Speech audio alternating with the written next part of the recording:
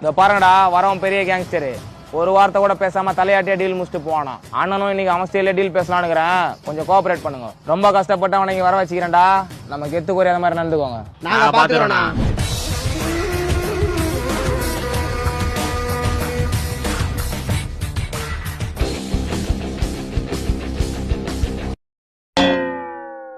Sir, நான் கடைக்காரன் ஒரு சிகரெட் எல்லாம் போட்டு தர மாட்டேன்டா.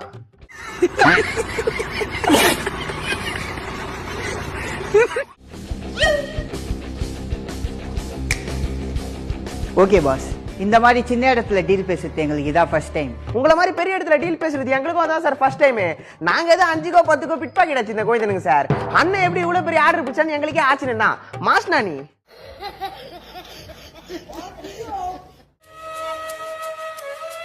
அண்ணன் தேவையில்லாம பேசி டைம் வேஸ்ட் பண்ணவனா விஷயத்துல போயிடலான்றாரு. 10 டன் சரக்கு 10 நாள்ல கிளியர் பண்ணோம். ஓகேவா? அண்ணன் 10 டன்லாம் வேணாம், ஃபர்ஸ்ட் ஒரு 10-15 கிலோ கொடுங்க, பாத்துட்டு சொல்றேன்றாரு. ஏய், இல்ல 10-15 கிலோ வேணாமா, ஒரு 100-150 கிராம் கொடுங்க, நவுத்த முடித்தான்னு பாத்துட்டு சொல்றோம். ஏன்டா இப்படி பண்ற? அவனே தரன்றான், நீ கம்முனுறா. சார், அவன் வேலைக்கு புதுசு, அவனுக்கு எதுவும் தெரியாது. அபி.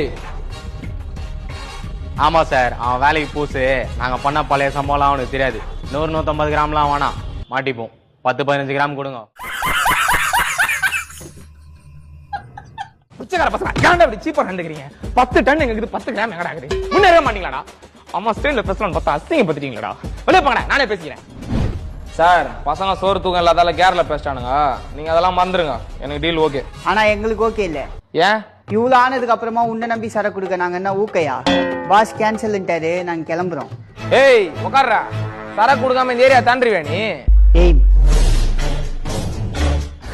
ஐயா, என்ன சார் இது? ஸ்னைப்பரு. அது தெரியுது சார்.